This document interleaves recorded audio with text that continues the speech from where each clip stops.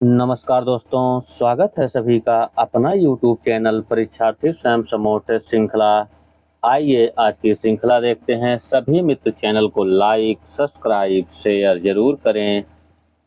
कल हम लोगों ने प्रश्न संख्या 50 तक देखा था, आज 51 से देखेंगे और प्रश्न सभी वन लाइनर ही हैं।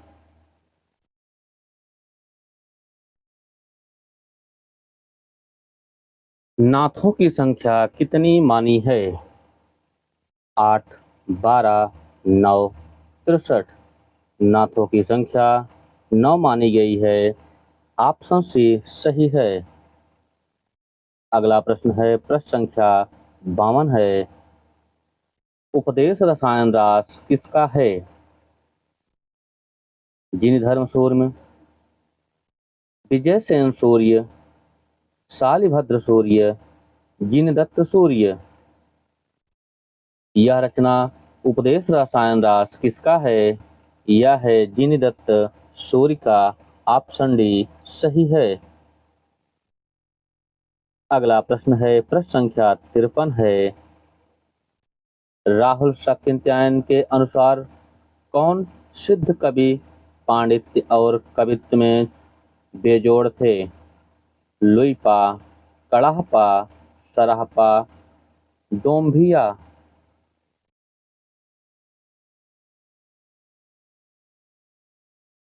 इसमें कौन से कवि थे जो राहुल शाक्यंत्यायन के अनुसार सिद्ध कवि पांडित्य और कवित्व में बेजोड़ थे? वह थे कड़ाहपा। ऑप्शन बी सही है।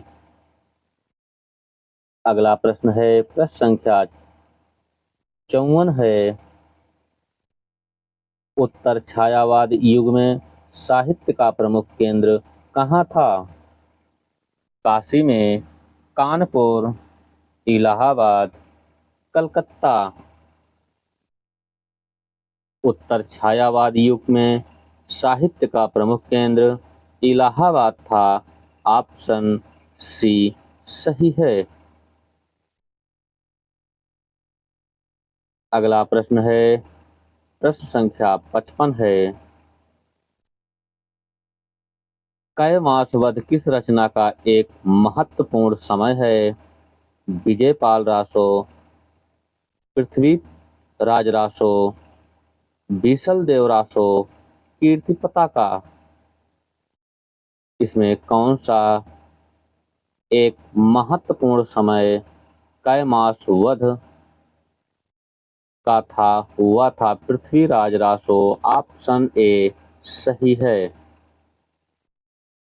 अगला प्रश्न है, प्रश्न संख्या 56 है। पदावली के श्रृंगारिक पदों की मादकता को नागिन की लहर किसने कहा? बच्चन सिंह ने, निराला ने, हजारी प्रसाद या शुक्ल ने? इसका जो सही उत्तर होगा, पदावली के श्रृंगारिक पदों की मादकता को नागिन की लहर निराला ने कहा है। ऑप्शन बी सही है।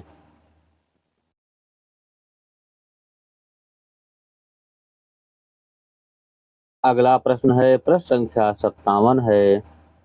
नहीं सिपर का विषय क्या है? शब्दकोश, शिलांकित, ए और बी दोनों, व्याकरण ग्रंथ। इसका जो सही उत्तर है वह है व्याकरण ग्रंथ। ऑप्शन डी सही है। अगला प्रश्न है, प्रश्न संख्या 58 है। जायसी की किस रचना में उनका जीवन वृत्तांत मिलता है? चित्रलेखा में, पद्मावत में, अखरावट में, आखिरी कलाम में। जायसी की कौन सी रचना है जिसमें उनका जीवन वृत्तांत मिलता है? वह है आखिरी कलाम। ऑप्शन डी सही है। अगला प्रश्न है, प्रश्न संख्या 59 है। आदिकाल को अनिर्दिष्ट लोक प्रवृत्ति का युग किसने कहा है?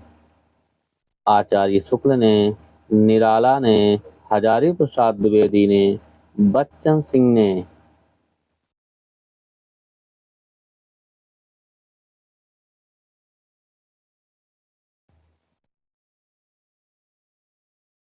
इसका जो सही उत्तर होगा वह है आचार्य शुक्ल। ऑप्शन ए सही है। अगला प्रश्न है, प्रश्न संख्या 60 है। कबीर की भाषा को पंचमेल खिचड़ी किसने कहा है? श्याम सुंदर दास ने, शुक्ल ने, हजारी प्रसाद द्विवेदी ने या बच्चन सिंह ने। कबीरदास की भाषा को पंचमेल खिचड़ी श्याम सुंदर दास ने कहा है। ऑप्शन ए सही है। अगला प्रश्न है, प्रश्न संख्या 61 है। रज्जब किसके शिष्य थे? दादू दयाल के, मलूक दास के, सुंदर दास के, जगन्नाथ दास के। रज्जब ये दादू दयाल के शिष्य थे। ऑप्शन ए सही है। अगला प्रश्न है, प्रश्न संख्या 62 है।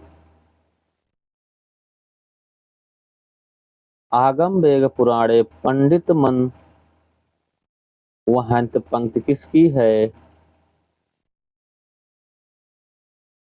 सराहपा, कड़ाहपा, सबरपा, लुइपा।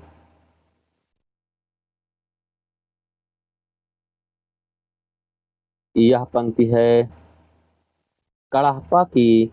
ऑप्शन बी सही है। अगला प्रश्न है, प्रश्न संख्या 63 है।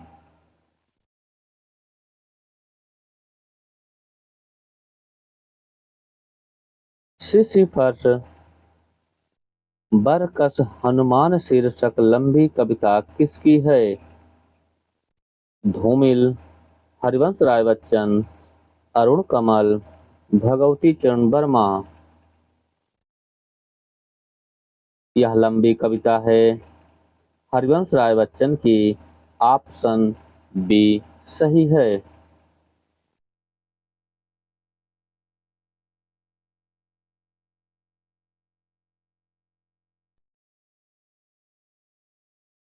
प्रश्न संख्या 64 है। तुम जिन जानो गीत है यह निज ब्रह्म विचार पंक्ति किसकी है? दादू दयाल की, सुंदरदास की, कबीरदास की या तुलसीदास की।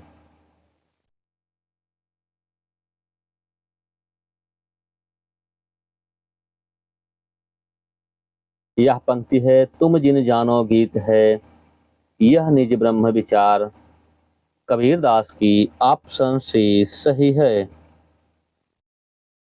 अगला प्रश्न है, प्रश्न संख्या 65 है। सुखमानी 52 आखिरी किसकी रचना है? गुरु गोविंद सिंह, अर्जुन देव, गुरु नानक, हरगोविंद। सुखमणि 52 आखिरी यह रचना है अर्जुन देव का। ऑप्शन बी सही है। अगला प्रश्न है, प्रश्न संख्या 66 है। हजारी प्रसाद द्विवेदी ने सूफी शाखा का प्रथम कवि किसे माना है? मुल्ला दाऊद को, कुतुबन को, असाइद को, ईश्वरदास को। हजारी प्रसाद द्विवेदी ने सूफी शाखा का प्रथम कवि माना है ईश्वरदास को। ऑप्शन डी सही है। अगला प्रश्न है, प्रश्न संख्या 67 है। इनमें से कौन सा शब्द स्त्रीलिंग है? इसमें से कौन सा एक शब्द स्त्रीलिंग है उसका चयन करना है। सेना, तेल, घी, नीलम।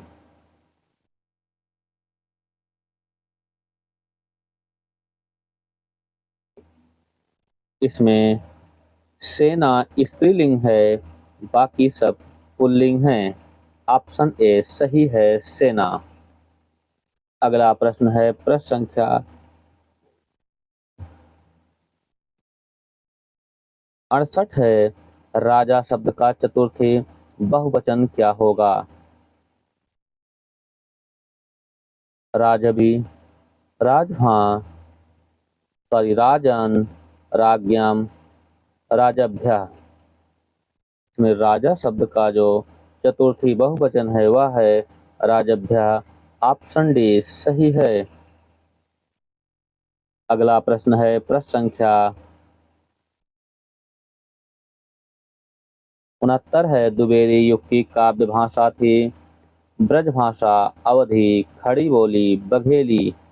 द्विवेदी युग की जो काव्य भाषा थी वह थी खड़ी बोली। ऑप्शन सी सही है। अगला प्रश्न है प्रश्न संख्या 70 है। सर्वाधिक तर्कशील गोपियां किसकी थी? सूरदास की, नंददास की, हरिऔध की, इनमें से कोई नहीं। इसका जो सही उत्तर है सर्वाधिक तर्कशील गोपियां नंददास की थी। ऑप्शन बी सही है। अगला प्रश्न है प्रश्न संख्या 71 है। कामायनी का 11वां सर्ग कौन सा है? लज्जा, संघर्ष, रहस्य, स्वप्न। इसमें कौन सा कामायनी का 11वां सर्ग है उसका चयन करना है। वह है संघर्ष। ऑप्शन बी सही है। अगला प्रश्न है प्रश्न संख्या 72 है। धरती धन्य अपना उपन्यास किसका है? अमरकांत का, विवेकी राय का, मार्कंडेय का, जगदीश चंद्र माथुर का।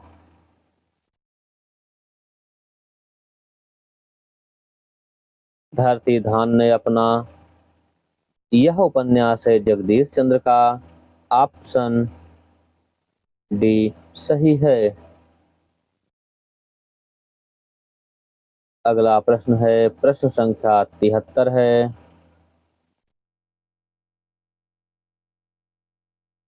दीप्त रसत्वम कांति किसका कथन है?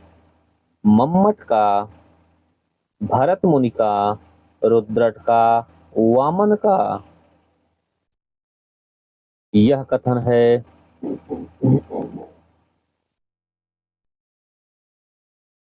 दीप्त रसात्म कांति ही। यह कथन है वामन का। ऑप्शन डी सही है।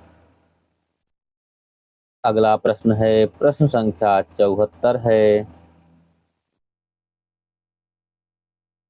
रक्षाबंधन कहानी किसका है? हरिकृष्ण प्रेमी का, वृंदालाल लाल वर्मा का, विशंभरनाथ शर्मा कौशिक का, या इनमें से कोई नहीं। इसका जो सही उत्तर है रक्षाबंधन कहानी विशंभरनाथ शर्मा कौशिक का है। ऑप्शन सी सही है। अगला प्रश्न है प्रश्न संख्या 75 है। 9 लख पातर आगे नाचे, पीछे सहज अखाड़ा, ऐसे मन लो जोगी खेलो, अब अंतरहि बसो भंडारा। पंक्ति किसकी है? मत्स्येंद्रनाथ का, सराहपा का, कबीर का, गोरखनाथ का। यह पंक्ति बहुत ही चर्चित है और आप लोग इसका उत्तर जरूर जानते होंगे। 9 लख पातर आगे नाचे, पीछे सहज अखाड़ा, ऐसे मन लो जोगी खेलो, तब अंतरहि बसो भंडारा। यह पंक्ति है गोरखनाथ की। ऑप्शन डी सही है। अगला प्रश्न है प्रश्न संख्या 76 है। भारतेंदु के अनुसार हिंदी नई चाल में कब ढली? इसका प्रकाशन वर्ष क्या है? 1880 ईस्वी, 1883 ईस्वी, 1870 ईस्वी, 1873 ईस्वी। भारतेंद्र के अनुसार हिंदी नई चाल में ढली। इसका जो सन है वह है 1873 ईस्वी। ऑप्शन डी सही है।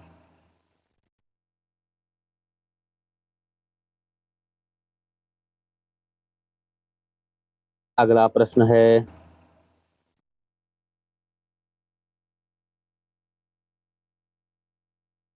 प्रश्न संख्या 77 है।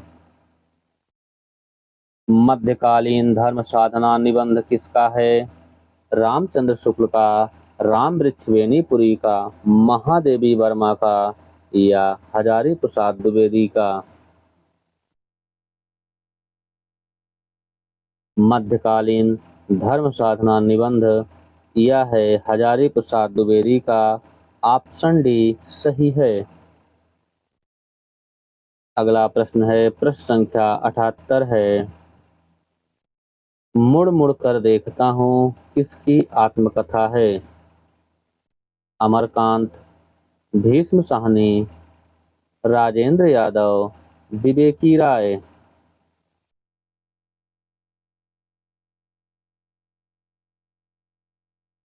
प्रश्न है, मुड़ मुड़ कर देखता हूँ यह आत्मकथा राजेंद्र यादव का है। ऑप्शन सी सही है। अगला प्रश्न है, प्रश्न संख्या 79 है। पश्चिमी हिंदी के अंतर्गत नहीं आती। इसमें कौन सी एक पश्चिमी हिंदी के अंतर्गत नहीं आती है? ब्रज है, बघेली है, बुंदेली है या कौरवी है? इसमें जो पश्चिमी हिंदी के अंतर्गत नहीं आती वह है बघेली। ऑप्शन बी सही है। बघेली पूर्वी हिंदी के अंतर्गत आता है। अगला प्रश्न है, प्रश्न संख्या 80 है। चतुर्भुजदास किसके पुत्र थे? छीत स्वामी, नंददास, परमानंददास, कुंभनदास। चतुर्भुजदास ये कुंभनदास के पुत्र थे। ऑप्शन डी सही है। अगला प्रश्न है, प्रश्न संख्या 81 है। तीसरा सप्तक कब प्रकाशित हुआ था? 1951 ईस्वी में, 1959 ईस्वी में, 1969 ईस्वी में या 1979 ईस्वी में? तीसरा सप्तक का प्रकाशन हुआ था 1959 ईस्वी में। ऑप्शन बी सही है। अगला प्रश्न है, प्रश्न संख्या 82 है। महाप्राण व्यंजन होता है प्रत्येक वर्ग का? पहला और दूसरा, दूसरा और चौथा, तीसरा और पांचवा, दूसरा और तीसरा। इसका कौन सा उत्तर सही होगा? प्रश्न संख्या 82 में महाप्राण व्यंजन कौन कौन से होते हैं, मतलब कौन कौन सा वर्ग होता है? वह होता है दूसरा और चौथा। ऑप्शन बी सही है। अगला प्रश्न है, प्रश्न संख्या 83 है। नामदेव का संबंध किस प्रांत से था? गुजरात से, उत्तर प्रदेश से, महाराष्ट्र से या राजस्थान से? नामदेव का संबंध महाराष्ट्र से था। ऑप्शन सी सही है। अगला प्रश्न है, प्रश्न संख्या 84 है। राधाचरण गोस्वामी का कौन सा नाटक पर स्त्रीगमन की बुराइयों का उजागर करता है? तन मन गोसाई जी को अर्पण। सती चंद्रावती। बूढ़े मुहासे लोग देखें तमाशे। अमर सिंह राठौर। इसका जो सही उत्तर है, राधा चरण गोस्वामी का कौन सा नाटक पर स्त्री गमन की बुराइयों को उजागर करता है? वह है बूढ़े मुहासे लोग देखें तमाशे। ऑप्शन सी सही है। अगला प्रश्न है, प्रश्न संख्या 85 है। भारतेंदु का मौलिक नाटक कौन सा है? विद्या सुंदर, भारत जननी, मुद्रा राक्षस, भारत दुर्दशा। इसमें भारतेंदु का कौन सा नाटक है जो मौलिक है? वह है भारत दुर्दशा। ऑप्शन डी सही है। अगला प्रश्न है, प्रश्न संख्या 86 है।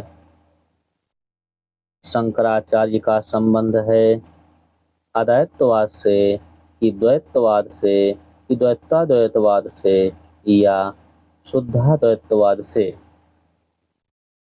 शंकराचार्य का संबंध है अद्वैतवाद से। ऑप्शन ए सही है। अगला प्रश्न है, प्रश्न संख्या 87 है। निम्नलिखित में से 5 चौपाइयों के बाद एक दोहा देने की परंपरा किस रचना में नहीं है? मधुमालती, पद्मावत, सत्यवती कथा, इंद्रावती। इसमें कौन सी एक रचना है जो 5 चौपाइयों के बाद एक दोहा देने की परंपरा की रचना नहीं है? वह है पद्मावत। ऑप्शन डी सही है। बाकी तीनों में 5 चौपाई के बाद एक दोहा है। मधुमालती, सत्यवती कथा, इंद्रावती में। पद्मावत में 7 के बाद है। अगला प्रश्न है, प्रश्न संख्या 88 है। भारत रत्न में कौन सा समास होगा? अव्ययी भाव समास, बहुब्रीहि समास, द्वंद्व समास, तत्पुरुष समास। भारत रत्न में तत्पुरुष समास है। ऑप्शन डी सही है। अगला प्रश्न है, प्रश्न संख्या 89 है। तार सप्तक में कौन कवि शामिल नहीं हैं? गिरिजा कुमार माथुर, केदारनाथ सिंह, मुक्तिबोध, प्रभाकर माचवे। इसमें कौन से कवि हैं जो तार सप्तक में नहीं शामिल हैं? वह हैं केदारनाथ सिंह। ऑप्शन बी सही है। अगला प्रश्न है,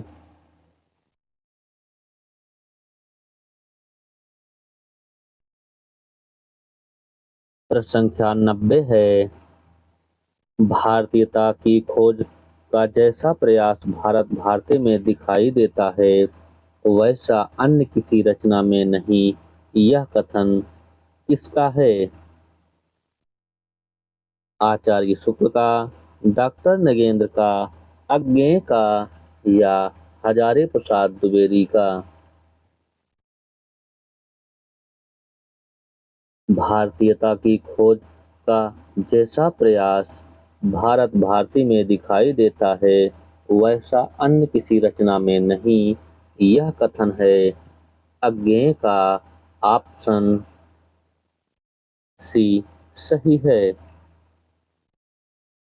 अगला प्रश्न है, प्रश्न संख्या 91 है। सुधा और चंदर किस उपन्यास के पात्र हैं? नदी के दीप, त्यागपत्र, अंधा युग, गुनाहों का देवता। सुधा और चंदर यह गुनाहों का देवता उपन्यास के पात्र हैं। ऑप्शन डी सही है। अगला प्रश्न है, प्रश्न संख्या 92 है। राम की शक्ति पूजा की रचना कब हुई? 1934 ईस्वी, 1936 ईस्वी, 1937 ईस्वी या 1940 ईस्वी। राम की शक्ति पूजा, इस रचना का प्रकाशन वर्ष है 1936 ईस्वी। ऑप्शन बी सही है।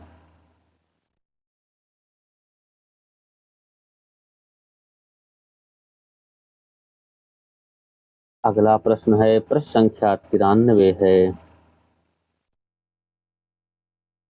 एक वचन में प्रयुक्त होने वाला शब्द है होश, बाल, समान, हस्ताक्षर।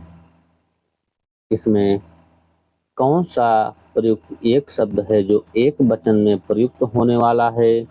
वह है समान। ऑप्शन सी सही है। अगला प्रश्न है, प्रश्न संख्या 94 है। समांतर कहानी के प्रवर्तक कौन हैं? महीप सिंह, राकेश वत्स, मोहन राकेश, कमलेश्वर। इसमें कौन से एक हैं जो समांतर कहानी के प्रवर्तक हैं? वह हैं कमलेश्वर। ऑप्शन डी सही है। अगला प्रश्न है, प्रश्न संख्या 95 है। महाभारत के वन पर्व पर आधारित है। इसमें कौन सी एक रचना है जो महाभारत के वन पर्व पर आधारित है? द्रोत, घटोत्कच, नैषधीचर्यम, मध्यम योग, कर्णभर। इसका जो सही उत्तर है वह है नैषधीचर्यम। ऑप्शन बी सही है।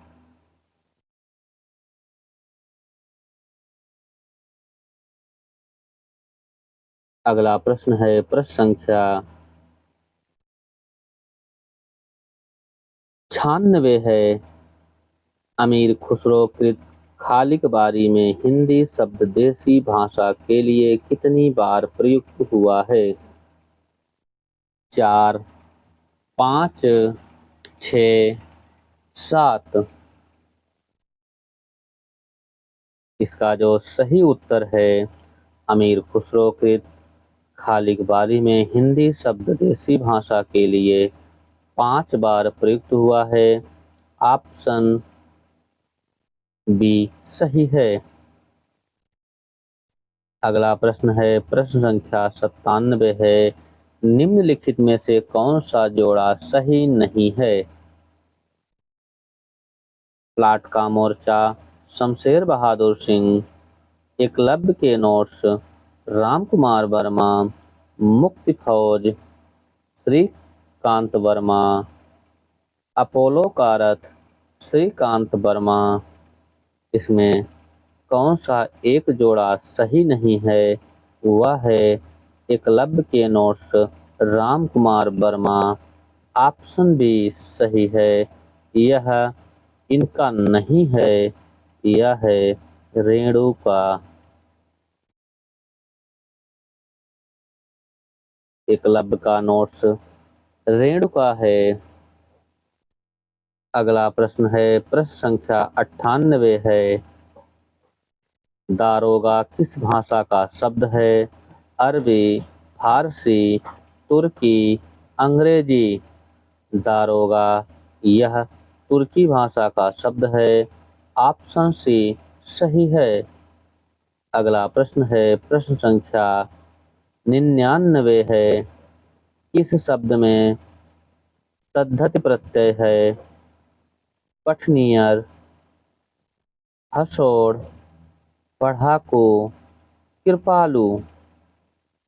इसमें कौन सा एक ऐसा शब्द है जिसमें तद्धति प्रत्यय है? वह है कृपालु। ऑप्शन डी सही है। अगला प्रश्न है, प्रश्न संख्या 100 है। चार्ल्स इलियट ने आल्हा खंड का प्रकाशन कब कराया था? 1835 ईस्वी, 1865 ईस्वी, 1875 ईस्वी या 1775 ईस्वी। चार्ल्स इलियट ने आल्हा खंड का जो प्रकाशन कराया था वह कराया था 1865 ईस्वी में। ऑप्शन बी सही है। अगला प्रश्न है, प्रश्न संख्या 101 है। वंदे वाणी विनायको यह निबंध किसका है? विद्यानिवास मिश्र का, गुलाब राय का, राम वृक्ष बेनीपुरी का या कुबेरनाथ राय का? इसका जो सही उत्तर है वंदे वाणी विनायको यह है राम वृक्ष बेनीपुरी का निबंध। ऑप्शन सी सही है।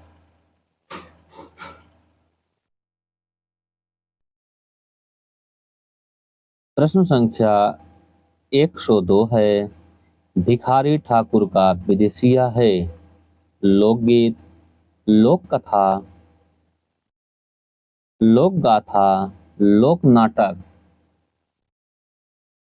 इसका जो सही उत्तर है भिखारी ठाकुर का जो विदेशिया है वह है लोक नाटक। ऑप्शन डी सही है। अगला प्रश्न है, प्रश्न संख्या 103 है। रसिक प्रिया कब लिखी गई थी? 1598, 1591, 1601 या 1607 में? रसिक प्रिया केशवदास की रचना है। यह लिखी गई है 1591 में। ऑप्शन बी सही है।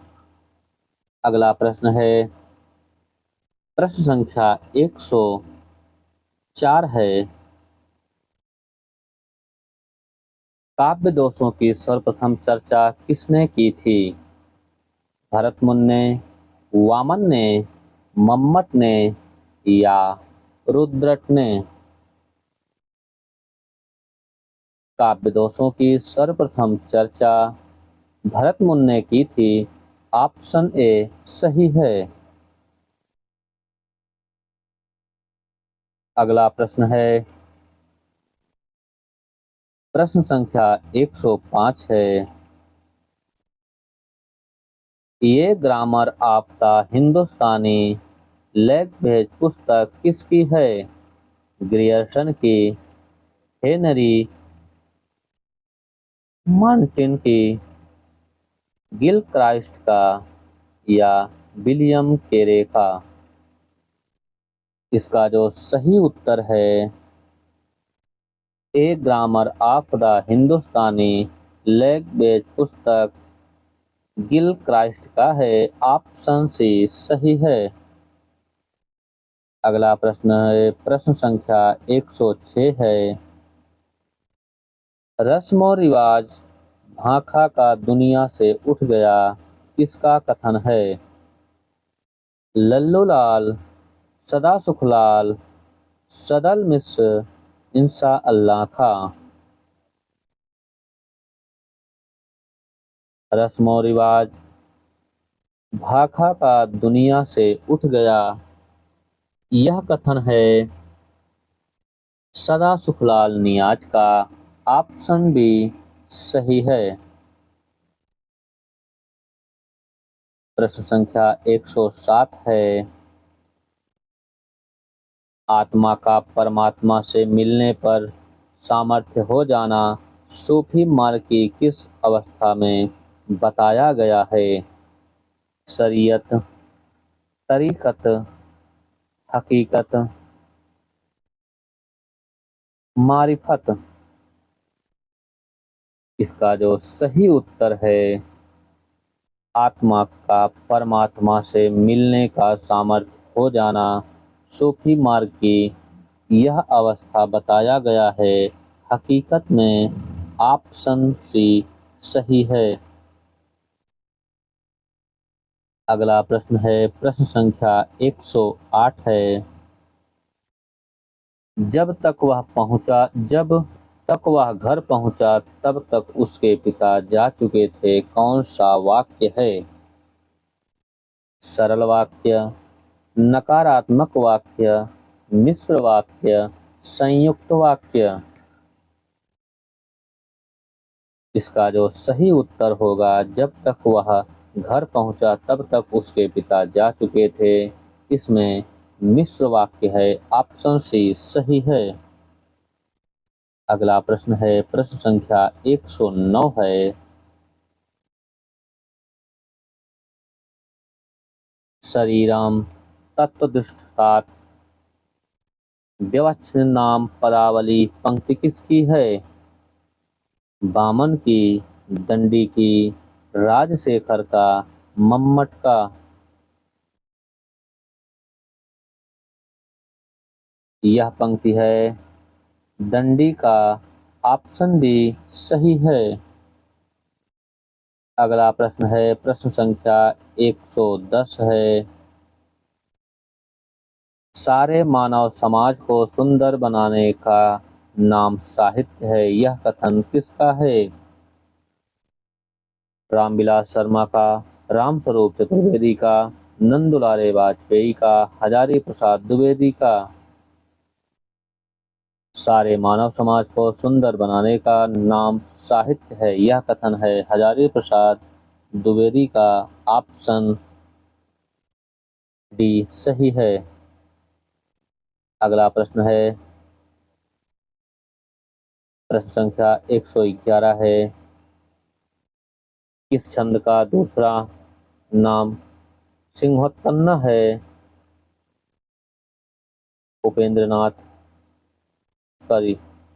उपेंद्र वज्रा, मालिनी, कंटक, बसंतिल का।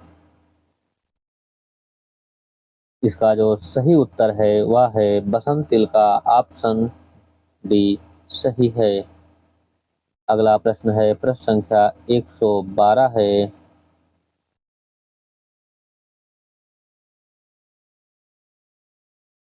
रसज्ञ रंजन किसकी कृति है? रामचंद्र शुक्ल का, हरिऔध का, महावीर प्रसाद द्विवेदी का, ग्वाल कवि का।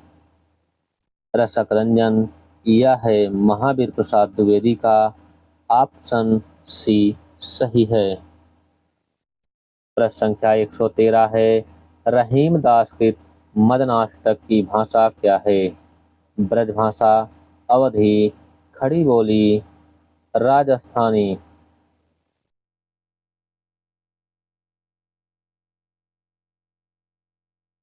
रहीमदास के कृत मदनाष्टक या खड़ी बोली में है। ऑप्शन सी सही है। अगला प्रश्न है, प्रश्न संख्या 114 है। अर्धविभ्रेत स्वर है।